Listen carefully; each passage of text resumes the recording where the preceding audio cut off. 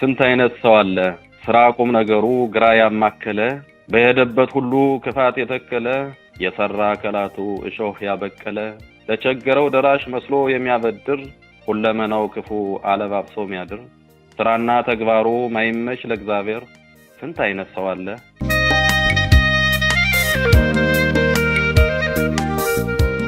እንዴት ሰው ይጠፋል ለወገኑ የሚቆም መከራ ሲመጣ ቆሞ የሚፋለም።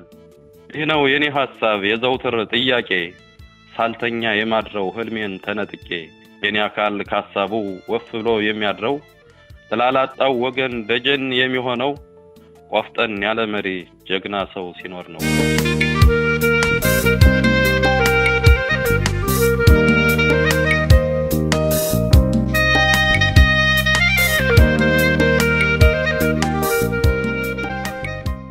ጤና ይስጥልን ክቡራትና ክቡራን አድማጮቻችን እንደምንሰነበታችሁ። ይህ የባህልና ኪነ ጥበብ ፕሮግራማችን ነው። በዛሬው የባህልና ኪነ ጥበብ ፕሮግራማችን ከገጣሚ አስናቀው ቸኮል ጋር ቃለ ምልልስ እናካሄዳለን። አስናቀውም እንደተለመደው በስልክ መስመራችን ይገኛል። እንደምን አለህ አስናቀው?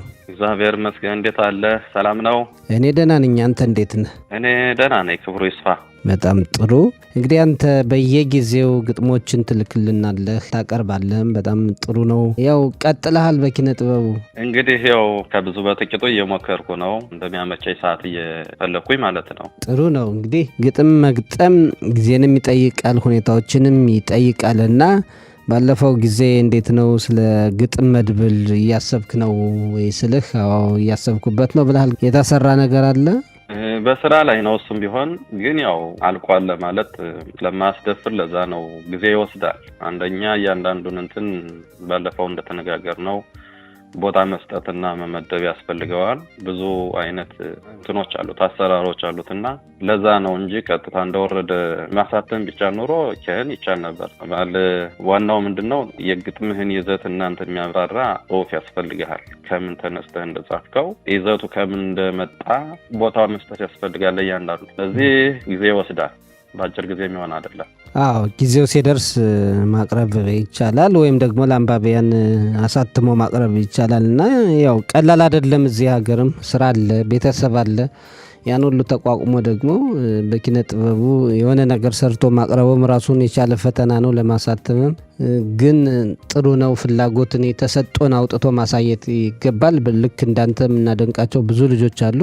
ገጣሚ የሆነ ሰው ካልገጠመ፣ ጸሐፊ የሆነ ሰው ካልጻፈ፣ ድምጽ ያለው ሰው ካልዘፈነ ተሰጠውም ማንም ሊያውቀው አይችልም እና አንዳንድ ጊዜ አንዳንድ ሰው እኔ ካልበረታ ወይም ስራዬ ደግሞ እንደነከሌ ካልሆነ አልሰራም ብለው የሚሉ አሉ እና ያ አይነት ተሰጥቶህን እንድትደብቀው ስለሚያደርግ ያንተ አይነት አካሄድ ጥሩ ነው ብዬ ነው የማስበው። አዎ እንግዲህ እኔ ምንድነው መሰለህ በሰዎች እንትን ሳይሆን በራስህ መንገድ ደግሞ ያው የምትችለውን ያህል ሞክረህ እስከምትደርስበት ቦታ የምታደርገው ጥረት የራስህ ነው ውሳኔ የሚሆነው እንጂ በሰዎች ጥላ ስር ማደር የለብህም። ሲጀመር ሰዎች ለራሳቸው ነው የሚሰሩት፣ ለአንተ አይደለም የሚሰሩት። ስለዚህ አንተን የሚወክልህን ነገር ራሴ ነው የምሰራው ብለህ በራሴ የመተማመን ስሜት ይዘህ መጓዝ እንጂ እንዲሁ በሰዎች መነዳት አያስፈልግም። ጥሩ እንግዲህ እያንዳንዱ እንደተሰጠው ይሞክር እንላለን። እስኪ አሁን አንድ ግጥም አቀርብልን። አሁን እንግዲህ እኔ መጀመሪያ ማደርገው ዘመዶቻችን እንዲያው ከዚህም ከዛም ያለውን ችግር ያየሁበትን ነው የምሞክረው። ምክንያቱም እንዳንድ ግጥም ሞካሪ እንደ ሀሳብ ሞካሪም እንዳየሁትም ሁኔታ የተሰማኝን ስሜት ጥላ ያጣው ፍጡር የተሰኘ ግጥም ነው ያለኝ። መጀመሪያ ማደርገው ወደ ግጥሙ ልሄድ። ጥላ ያጣው ፍጡር በአይን አልሞላ ብሎ እዚህ አግላይ ዓለም ጥላ ያጣው ፍጡር ማረፊያ የለውም። በቀለም በመድሎ ሁሉ ተዛብቶበት ማረፊያ ነው ያጣ ቅጣምባሩ ጠፍቶት። በቁም እየሞተ ፍትህ አጥቶ ሚኖር ደመከልብ ሆኖ በዋይታ የሚቀበር ፍትህ ፍትህ ብሎ ደሙ እያስተጋባ ሁልጊዜ ቀጠሮ አመታት ሲጠባ ሟች በቁሙ ሙቶ ወየው ብሎ መቅረት አስከሬን ሸኝቶ የጥቁሩን ደራሲ ተወካይ ተብየው ብቻ ደሞዝ ያግኝ አይደንቀው አይጨንቀው ለሱ ምን አገባው ተላላኪ ፈረስ መጭና ተጓዥ ነው። ለወከለው ህዝብህ ፍትህ አያመጣም ከራባቱን ለብሶ መዋል ነው የሱ ዓለም። የወገኑ መሞት ለሱ ያገባው ይህ ደጉ ወገኔ በድምፁ ወክሎት አንድ ቀን አይቆምም በወገኑ ችሎት። ከንቱ ወሬ ብቻ እየደሰኮረ ምረጡኝ እያለ ሲያደርቅህ የኖረ ላንተ የሚቆምልህ እንግዜ ነበር። በተጎዳህ ጊዜ ደራሽ ሰው ስታጣ በተኩላዎች መሃል በሞት ስትቀጣ ያን ጊዜ ነበረ ስራ ቁም ነገሩን ወገናዊ ግብሩን ቆሞ የሚያሳይበት ወንድማዊ ክብሩን ሱፉን ለብሶ ሲያየው ሰው እየመሰለው ሎሌ ሆኖ ሊቀር ከቴም ላድ ነው እኔን የሚያሳዝነኝ መራጩ ህዝብ ነው ጥላ ያጣው ህዝቤ ጉዳቱ ገዝፎበት ታዳጊ ልጆቹ አድገው ሳያበቁ እየተቀሙበት ዘላለም በዋይታ ይኖራል በሽኝ ፈራጅ ዳኛ ተብሎ የቆመው ፍርድ ቤት ወገን የደም ላይ ገዳይ ሲያድንበት አንተ የወከልከው የኔ ነው ያልከው ሰው ጭራሽ አይደንቀውም ለሱ ምን አገባው ሌላው ይቅርና ጥቁር ካቦት ለብሶ ሹመትን ያገኘው ቃል ኪዳን ተላብሶ ፈራጅ የሚባለው ሀገርን ወክሎ ፍርድ ያጣመመ ከሰው ሰው ነጥሎ ላባጣው ወገን ሲመጻደቅበት ሌላ ምን ሊመጣ ከዚህ በላይ ውድቀት ሌላ ምን ሊመጣ ከዚህ በላይ ዝቅጠት እንባባሽ ስላጣ ከርታታው ወገኔ እንቅልፍ አይወስደኝም ሰው እንደመሆኔ እንዴት ሰው ይጠፋል ለወገኑ የሚቆም መከራ ሲመጣ ቆሞ የሚፋለም ይህ ነው የኔ ሐሳብ የዘውትር ጥያቄ ሳልተኛ የማድረው ህልሜን ተነጥቄ የኔ አካል ካሳቡ ወፍ ብሎ የሚያድረው ተላላጣው ወገን ደጀን የሚሆነው ቆፍጠን ያለ መሪ ጀግና ሰው ሲኖር ነው ተላላጣው ወገን ደጀን የሚሆነው ቆፍጠን ያለ መሪ ጀግና ሰው ሲኖር ነው ይላል እንግዲህ በ01/6/26 የተወሰደ ነው የተጻፈ በጣም ድንቅ ነው እንግዲህ የትም ሀገር ቢሆን ለወገኑ የማይሰራን ፖለቲከኛ የሚተች ይመስለኛል እንግዲህ እንደገባኝ አይደለም ያው እንዲያስቡበት ለማድረግ ነው በዚህ አጋጣሚ እኛ ህዝቦች እንመርጣለን ምርጫ የምንመርጣቸው ያድኑናል ይከራከሩናል ጠበቃ ይሆኑናል ለወደፊት እድገታችን ትምርታችን ለሁሉ ነገር ዋስትና ይሆኑናል እንመርጣቸው አይደል ከመረጥናቸው በኋላ ግን ብዙ አይነት ሰዎች ቤትም ዓለም ይሆኑ ያው ከገቡ በኋላ ምንድነው በቃ ዘግጣው የሚቀሩ ሰዎች አሉ እና እንዲያው እንኳን ጥያቄ አንስተው እንትን ለማጥም አይቀርቧል ፍርድ ቤትም ብትሄድ የትም ቦታ ብትሄድ በከሰስከው ቦታ ላይ ቆመው እንኳን የማይገኙ ፖለቲከኞች አሉ ስለዚህ እዚህ ባለው ብቻ ሳይሆን በሁሉም ቦታ ላይ የሚያተኩር ነው ለማለት ፈልጌ ነው በብዕርህ ዱላ ነው ያሳረፍክባቸው እንግዲህ ይቅርታ አድርጉልኝ በዚህ በኩል ተሰማይ ስሜት ነው እንግዲህ የጻፍከውንማ ጽፈህ ይቅርታ አትበል በአቋም መጽናት ነውና ጥሩ ነው ችግር የለም አንድ ጸሐፊ ወይም ደግሞ የአርት ሰው በብዕሩ በህብረተሰብ ውስጥ የሚያያቸውን ነገሮች ነቅሶ ማውጣት ነውና የመሰለህን ጽፈሃል ገምጋሚው ህብረተሰቡ ነው ስለምታቀርብልን እናመሰግናለን ያንተ ሐሳብ ነው ማንንም ስም አልጠቀስክም እንግዲህ ያለውን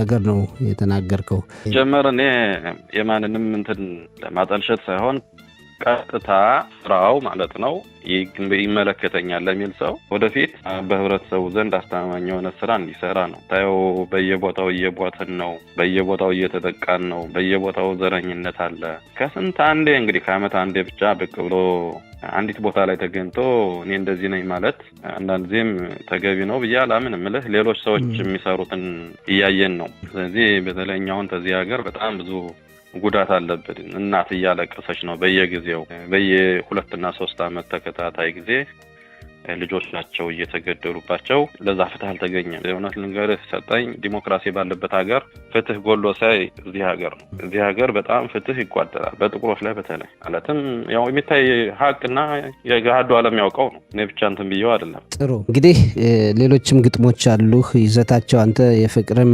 ሀገራዊም ፖለቲካዊም የተለያዩ ናቸውና አሁን ደግሞ እስኪ አንድ የፍቅር ግጥም አቀርብልን ኦኬ የቅርብ ሩቅ ፍቅር ይሰኛል ርዕሱ የቅርብ ሩቅ ፍቅር ከሰው ልጅ ፍላጎት ከህሊናው ውቅር ሚዛኑ ብዙ ነው የቅርብ ሩቅ ፍቅር ባይን ተሳስሞ ከመለየት በቀር ሰው እንዳይወቅብን እንዳይወጣ ሚስጥር የሆድክን በሆዴ ተጠብቆ ይደር ባይን ጥቅሻ ብቻ ተጠባብቆ መኖር በተዛባ ሂሳብ ውላልባ ቀመር ባይንሽና ባይኔ ስንቀጣጠር ሰዓቱን ስንገፋ ወሩን ስንቆጥር በጋና ክረምቱ አመታት ሲዟዟር ያንቺና እኔ ፍቅር ከጥቅሻ በስተቀር ጎልቶ የወጣበት የለም ሌላ ነገር እኔም ሁሉን ነገር በሐሳቤ ስቃኘው የቅርብ ሩቅ ፍቅር ለእኔ ፈተና ነው ሁልጊዜ ከአይንሽ ጋር ወሬ ሰልችቶኛል እንግዲህስ በቃኝ መለየት አምሮኛል ብዬ እንዳስረዳኋት በለመድነው ቋንቋ ባይኔ እርግብግቢት እሷም በበኩሏ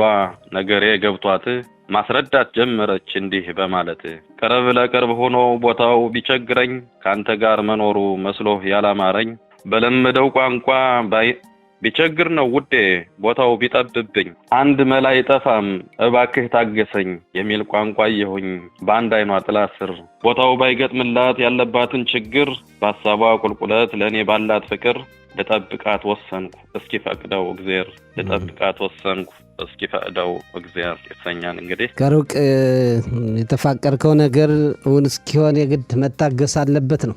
አዎ ግድ ነው። አንተ የምትፈልጋት ከሆነ ወይም እሷ የምትፈልግ ከሆነ ሁላችሁም በፍላጎት የምታድሩበት ቦታ ከሆነ የግድ ጊዜው መጠበቅ ያስፈልጋል። አንዳንድ ጊዜ ምንድነው እዚህ ላይ የሚያመለክተው ቤተሰቦቻችን በርግጥ ለሌላ ዓላማ ነው ትልቅ ቦታ ደርሰው ትልቅ ሆነው ይሆናል አይደል እነሱ የሚፈልጉት ቦታ ላይ ሆነን ደርሰን እንትን እንድንል እንደዚህ አይነት ቦታ ላይ እንድንውል አይፈልጉም። ለምን ይጠባበቁሃልና። ግን እዛ ሁለት ሰዎች በትይዩ ቦታ ላይ ሆነው በቃ የፍቅራቸውን ውል ለማሰር ያለበትን ርቀት ቀረብ ሆነው ግን እንደ ልብ መውጣትና መግባት መገናኘት የማይችሉ መሆናቸውን ነው የሚያመላክተው እዚህ ላይ። አዎ ፍቅር እኮ ታጋሽ ነው ይባላል እና ሩቅ ለሩቅም ሆኖ በጣም ታግሶ መገናኘት ይቻላል እና ጥሩ ነው። መልእክቱም ጥሩ ነው። በጥሩ ሁኔታ ነው ያቀረብከው። በሌሎች ርዕሰ ጉዳዮች ዙሪያም የጻፍካቸው ግጥሞች አሉና እስኪ አንተ ግጥምን የምትገጥምበት አጋጣሚ ምንድን ነው የበለጠ ደስ የሚልህ? አሁን አንዳንድ ሰዎች የፍቅር ግጥም ደስ የሚላቸዋል፣ ማህበራዊ ጉዳዮችን የሚዳሰሱ አሉ፣ የሀገርን ጉዳይ የእናትን የሀገርን ፍቅር የሚዳሰሱም አሉና ሁለገብ ነህ ወይስ እንደው በተለየ መልኩ ይሄ ነው ለኔ ደስ የሚለኝ የምትለው ነገር አለ?